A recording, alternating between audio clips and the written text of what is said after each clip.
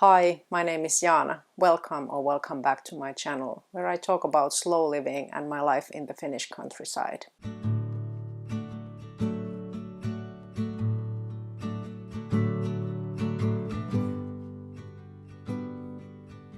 Wanting to slow down in our fast-paced world can feel like you're swimming against the current. It almost feels like you need to have courage to slow down, to have a slow life, to have a life that looks like you. But the good news is that you can slow down, changing some of your small habits. You don't need to change everything in a big way. Of course, I live in the Finnish countryside in a very calm and peaceful environment, and it has a big impact on my well-being.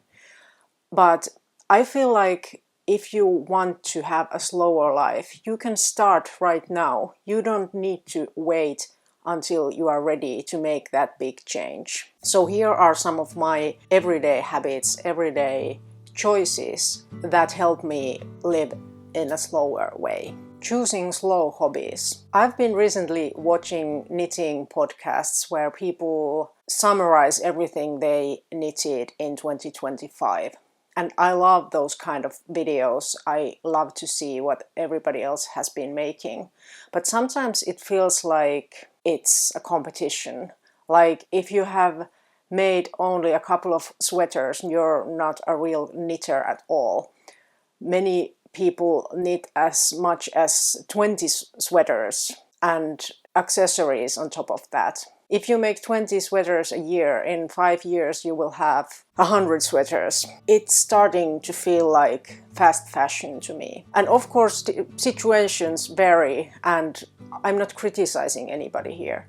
I'm just trying to remind myself and others that it's so easy to slip into those ways of thinking that we wanted to avoid when we started a slow hobby. For me, there's value in making things with my hands slowly. When I'm sitting down with my knitting project, it's time for me. When I'm sitting in silence and knitting, it's time for me to let my thoughts flow. It's time for me to calm down. And in that equation, there's no room for speed. It's not a priority. And of course, if you're a maker, if you have chosen slow hobbies, not just knitting, but crafting in general, you probably will be excited to get the finished object as well. It's not just about the process, but I try to remember that the process is equally important. The things that you learn by making new things, the fact that you're giving yourself some creative time, that you have given yourself time to reset and relax. Because it's so easy to just think about what you want. There are so many new knitting patterns released every day. And in my Ravelry account, I have probably like hundreds of favorites of patterns that I would maybe want to make someday. But of course, I'm not realistically going to make all of them. Somehow I feel like if you just focus on those wants, what are all the things that you want to make, you're kind of losing the point of making things yourself. And it almost becomes something similar to just buying those things. So being intentionally slow, accepting that a project won't be finished in a long time, can be valuable. Doing one thing at a time. This one's pretty similar to the first point on this list, because I feel like if you constantly fill your silent moments with music, with podcasts, with YouTube videos, with everything like that, you're never doing just one thing at a time. Stop multitasking. Just focus on what you're doing, and it will immediately make your life feel slower. And I do this all the time myself. When I'm knitting, I often watch YouTube videos at the same time. So I'm not saying there's anything wrong with that in itself. All I'm saying is that if you constantly keep feeding yourself with input, you never have a silent moment in your life, you're starting to get restless. At least that's what happens to me.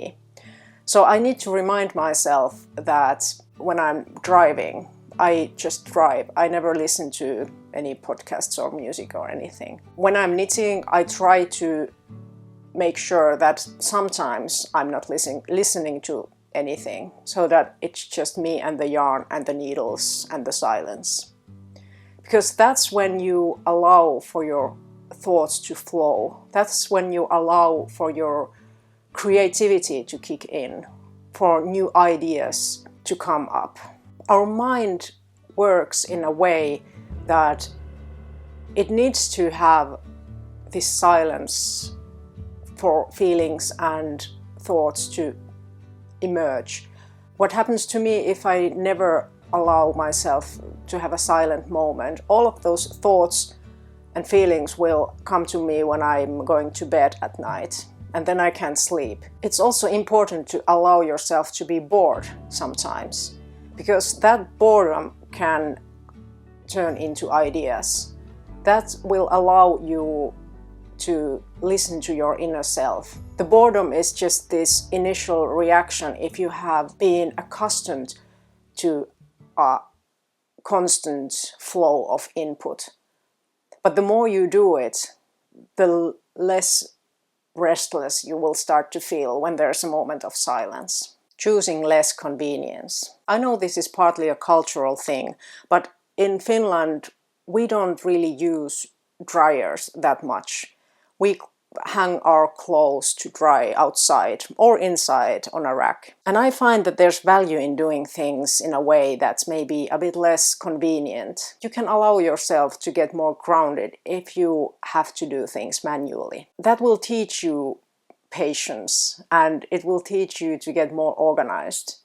And especially in the summer when I can dry my clothes outside, I have so many beautiful memories of hanging up my laundry outside at night when the birds are singing, when there's a soft breeze, and I can just enjoy this beauty of my surroundings at the same time while I'm hanging up the laundry. And when I pick them up later, they smell so good. There's this completely different beautiful smell than there would be if I just dried them in a dryer. And of course it's not black and white.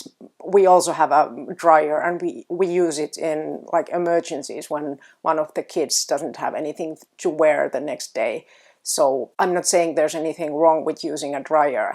This is just an example how it can be beautiful to sometimes do things the more complicated way. And of course it's not just about laundry, it can be about anything, about chopping wood, making a fire, cooking a meal from scratch. By the way, in Finland, many houses have heat-reserving stoves. They're traditional, but it's also to save energy, because electricity can be pretty expensive sometimes. But even though there are practical reasons, I've spoken to many people who have similar stoves than we have in our house, and everybody says that just the experience is so pleasant. They want to spend some time dealing with fire, choosing the inconvenience, because it brings them this experience that's soothing, relaxing, and comfortable. Choosing longer videos over short-form content. Many of us are quitting social media completely.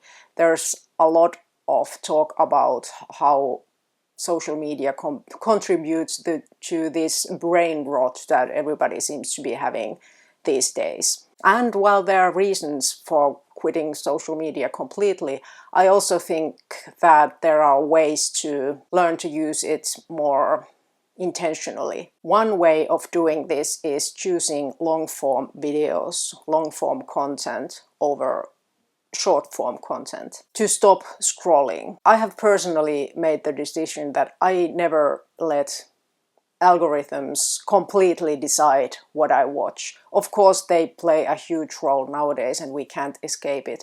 But if I want to watch videos on YouTube, I usually go to my favorite creators and just choose their videos. It's a very different experience watching a 10-minute, a 20-minute, or even 30-minute video, because it allows you to focus. Your attention is not jumping from one thing to another in the hopes of this dopamine rush that you get from the short form videos. It can feel like you're sitting with a friend when you're listening to your favorite content creator talk about something that interests you. It can feel like you are part of their community. Whereas if you just scroll and scroll and scroll and you don't know even what is going to be the next video, the next reel. It's not just about limiting your screen time.